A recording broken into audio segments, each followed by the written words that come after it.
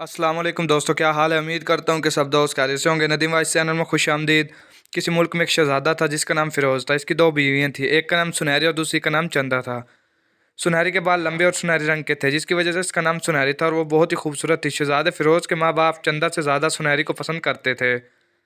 इनकी सुनहरी को पसंद करने की वजह यह थी कि वह अक्लमंद और इखलाक में भी अच्छी थी और सबका ख्याल रखने वाली लड़की थी। और फ़िरोज़ के वालिदैन का कहना यह था कि हमारे बाद फ़िरोज़ और सुनहरी बादशाह और मलका बनेंगे। लेकिन चंदा ये हरगिज़ नहीं चाहती थी कि सुनहरी मलका बने। वो एक बद-इख़लाक़, खुदग़र्ज़, मतलब परस्त और चालाक थी। इसलिए कोई उसे पसंद नहीं करता था। यहाँ तक कि इनकी रियाया चंदा से ज़्यादा सुनहरी को पसंद करती। चंदा सुनहरी से बहुत नफ़रत और हसद करती थी और इसी हसद और नफ़रत की आग ने उसे पागल कर दिया था।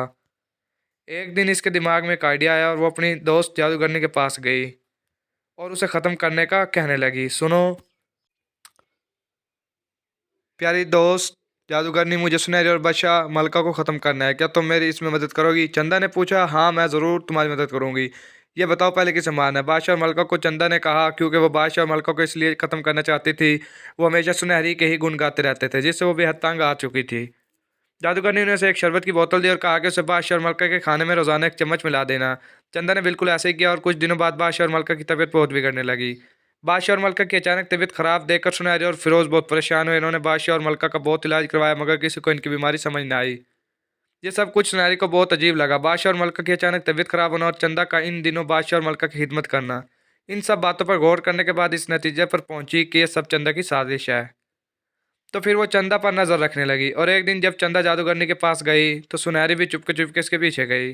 चंदा ने जादूगरनी से कहा, जो जहर तुमने मुझे दिया था मलका और बादशाह को देने के लिए, वो ख़त्म हो गया है। ये जहर कोई मामूली नहीं था, इस पर जादूगरनी ने कहा, और कल तक वो मर जाएंगे। जादूगरनी ने कहा। सुनहरी फौरन महल की तरफ रवाना हुई और दिल में सोचती रही कि मुझे बादशाह मलका को बचाना होगा।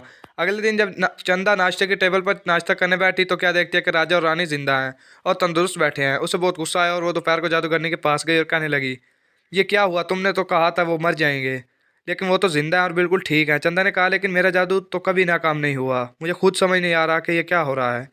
तभी आवाज़ आई कि हम समझाएं। वो सुनहरी और इसके साथ एक परी थी जो हवा में उड़ रही थी। सुनहरी, तुम और ये परी जैसी लड़की कौन है? चंदा ने पूछा। ये मेरी दोस्त परी है, जिसकी एक दफ़ा मैंने मदद की थी और इसने मुझे इनाम के तौर पर एक ख्वाहिश मांगने को कहा। मैंने नहीं मांगी, तब से ये मेरी दोस्त बन गई और अब तुम और तुम्हारी दोस्त 10 साल के लिए बिल्ली बन जाओगे। और इतनी ही देर में वो दोनों सज़ा के तौर पर बिल्लियाँ बन गई। 10 साल बाद सुनहरी और फिरोज बादशाह और मलका बन गए। अब चंदा को इसके किए की सज़ा मिल चुकी थी। अब वो हर एक को हसद और नफरत करने से मना करती थी और लोग अब खुशी खुशी रहते थे। मज़ीद वीडियो के लिए मेरे चैनल को सब्सक्राइब करें। शुक्रिया।